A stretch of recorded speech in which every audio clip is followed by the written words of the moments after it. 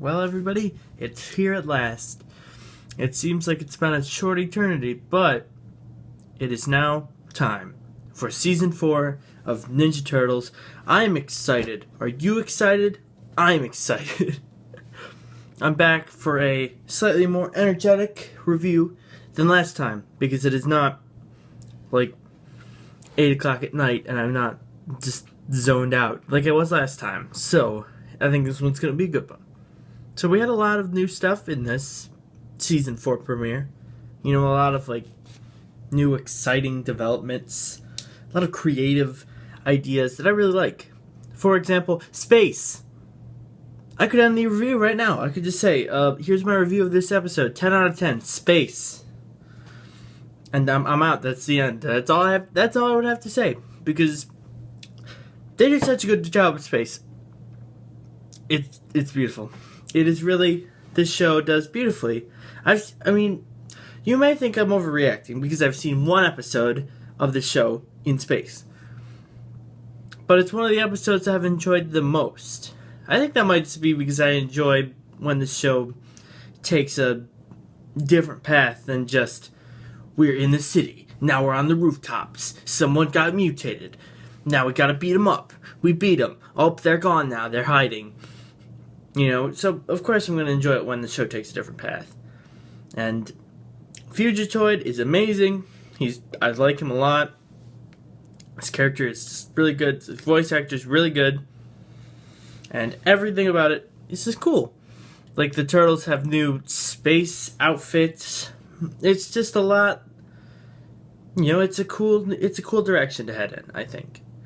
And even the intro shows, it started out by going down, like the intro normally does, going down, looking at the sewer, but then the Triceratons just stomp on the sewer. And then it's like, we're not on the Earth anymore, because the Earth got blown up by a black hole, or rather sucked into a black hole, I should say. It got blown up by a black hole, but ripped apart, rather. And everyone died.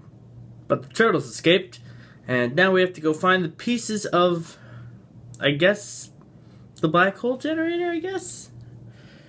And some sort of weapon, I believe that's it. Basically, they have to find the pieces before the Triceratons do it. And how do they do that? Because the world's already gone? Well, they use that space traveling really fast thing. You know, that cliche? And they made it so the turtles just are able, okay, it's 6 months earlier now, let's try and do it. Which, I mean, this is, the most logical way they could do it. I understand that. But I do think that, I do think you could, I would have liked to see them do, hold off on it. Or, find a way to, resolve it with, they had that whole, time thing. I thought that's how they would use it, that they would, bring back the character that's all about time. But the space cliche thing, it's a bit cliche, but hey, it works. It stands to reason that it would work too, because 6 months earlier. I just have one problem with it, which I wonder if more people have this problem. That problem for me is, what if it's just 6 months earlier, and the turtles and April and Casey are just in space? What does Splinter think? What does April's father think? Because they would just be gone, wouldn't they? If you're 6 months and they're still around, what are they doing down there? Are the turtles and April not concerned that, their families are just down below defenseless? I don't know. I mean, for all we know, they could go back. Oh, what if that happens? What if that happens, you guys? What if I just had my own? What if they go back? They beat the Triceratons. They get the weapon stuff before they do, and then they go back to Earth, and the Krang have taken over. I bet you that'll happen now. Now that I think about it, I bet you they'll be like, actually, in the time that you were gone, I seem to have forgotten that the Krang were actually planning a full-scale attack, and succeeded in said attack because the Triceratons couldn't stop them. So, who knows? Who knows how that's going to turn out? This has been a lot of speculation, actually, and not much in terms of actual review, other than me saying I like it a lot because space. But really, like, the meat of the episode is there's so much more that they can do now, really. It's all going to different planets. The space thing really works well when it's done well. And I think this is definitely an example of it being done well. Because you can clearly see, like, how the show works well with it. Because, season 1, they had the space heroes. So, Leonardo totally, of course, would be super into being in space. And all of them are super into being in space. Except Raph, which, that joke is kind of already old.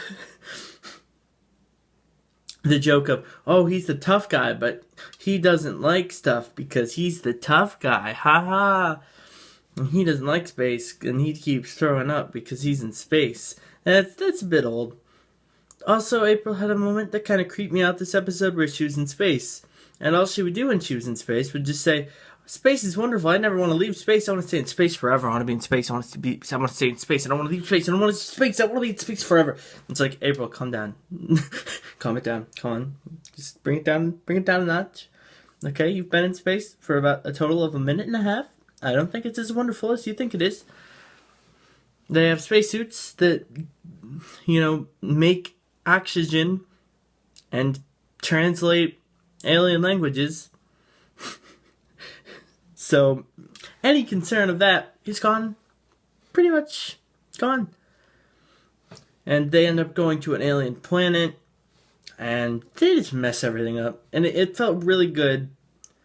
It felt really good, I guess, for them to be somewhere where they,